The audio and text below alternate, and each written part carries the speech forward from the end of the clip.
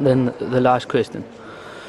In the House where I come from, we believe that you can enhance the students' and entrepreneurs' creativity by focusing on it and using techniques that opens up for it. I know that you do not believe that creativity can be taught. So, what do you think we could do if we want to enhance the creativity of our students and entrepreneurs? Well, you know, the entrepreneurs, I don't think you have to worry about them. I think the entrepreneurs, they kind of like, you know what? Entrepreneurs are like creative people. The only difference is that they're more kind of conscientious. You know, they will. An entrepreneur often doesn't. It doesn't matter whether they're making, you know, baked beans or if they're making art. They don't care. You know, as long as there's a business model that they can work with. So, but if you're talking about specifically about creative industries, yeah, then learn the skills. Make sure that you have access to the skills. Or to learning the skills, but find people who are passionate about something and allow them to express their passion. If no one in that room is passionate about anything, you're not going to be able to do anything about that. You can't create passion. You can't teach passion. You can't teach obsession. You can't teach love. You know, you can't. How can you? Yeah. You can't teach someone to like something. You can't teach someone to... You can teach people to be good at things. You can't teach them to love things, you know? So you say it's more or less it's all about finding your passion. Yes. It's totally about finding your passion. And if you find your passion, you will in one or another way you will be creative. Yes. Some way. Yes, I think so. I think that's absolutely right. I mean, I always say that creativity is not an occupation, it's a preoccupation. Do you know what I mean? Yeah. You're preoccupied, you can't stop thinking about it. It's a preoccupation. Then it becomes an occupation. But you can't create that artificially, you know? Not yet. Maybe in the future you could. Yeah. But right now, if you can identify the nature of that passion by being exposed to lots of different things, and suddenly you see something and you think, oh, I love that. I love what that thing does. Or, you know what I mean? It's like finding a musical instrument that you just, maybe you never knew existed, and suddenly you pick something up and suddenly you hear a sound that you just know, that's just beautiful, and you can make that. Yeah. So, you know, if you could find the passion and then get, you know, and just try and get lucky.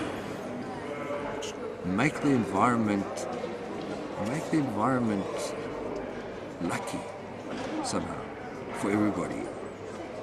You know, meeting is who you meet, isn't it? It's find people from creative industries, bring them into your environment, get them to talk about their lives. You know. What kind of industries do you see as the most creative? Well, I mean, there are, depending on how you count, there are 15, 16 different creative sectors. So not one is more creative than the other. They're all creative in their own way. Some are very big and and very profitable, like design. Some are pretty obscure and very risky, like book publishing. Today, I mean, look what's happened. Video games are now worth more than the music industry. So, yeah. You know, how did that happen? 10 years ago, you know, who'd heard, you know, video games? So they're bigger than the whole music industry now. So maybe, how did those people get into video games? I don't know. They just got lucky, didn't they? Yeah. How did they know they were going to have a passion for designing video games? Unless they were exposed to something early on in their lives where they could understand that there was this medium, this new medium of creativity, which was just beginning to evolve, that allowed them to express themselves and their creativity. So we don't know what's coming next. So that means we have to make sure that we look at everything, that we play with everything that's happening. Otherwise we'll just miss it. What else is interesting? I mean, new media is interesting. Social media is extraordinary. You know, no one knows what to do with it. But it's defining. It's going to define our cultures in the next, probably for the next, I don't know, couple of centuries. Who knows? Yeah. So, what are we doing with social media and education? I don't know. Is anyone doing anything? Have you got a Twitter stream in your... We have a Twitter at the iHouse. Okay. And we have a Facebook page. Yeah. Are people using it? Yeah, there are coming events out from the Facebook page, and there's a lot of Twitter going on about the students that are in...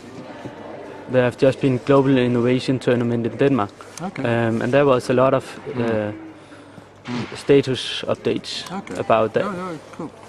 Yeah, but some kids are going to love that. Some kids are going to hate it, Twitter's not like for everybody. No. Maybe social media isn't for everybody, but unless you get exposed to it, how do you know? But isn't the problem with social media that to reach the right people? Yeah. Because when the incubator at Copenhagen have a Twitter account, then how do they say to all the young that go follow this? How do you do that? It'll be interesting, don't they? That's what I said before. If you do something remarkable, then people will follow you. They've got to be rock stars. This comes back to the point about presentation. That comes to marketing. So maybe marketing is a skill and that people just have to learn in a new age of, where everything depends on how many followers you've got. Maybe it's just about marketing. So those are skills you can learn. But that's just one example of, say, stuff that's happening right now that I think most schools are not paying attention to, or they don't know what to do with it. No one knows what to do with it. No one knows, which is great, because someone will find something to do with it. I think Twitter's mostly bullshit, but sooner, maybe it's just the beginning of something that we've never seen before. So what's going to happen? This is changing a lot of the way we live. New creative industries are going to grow. We don't know what they're going to look like. I mean, I can tell you, for example, right now, advertising is in real trouble. Yeah. It's in big trouble, 20 years ago, all the creative, the design students wanted to get into advertising. Advertising is changing so fast that, entire generations are just getting taken out of there. And the whole model is broken. So that's just one, We'll look at publishing. What's going to happen? What's going to happen in publishing? What's going to happen in the newspaper business? What's going to happen to journalism when content is free? What's going to happen? Yeah. You're going to have to learn new skills. You're going to have to do something else. Or do the same thing, but in a completely different way.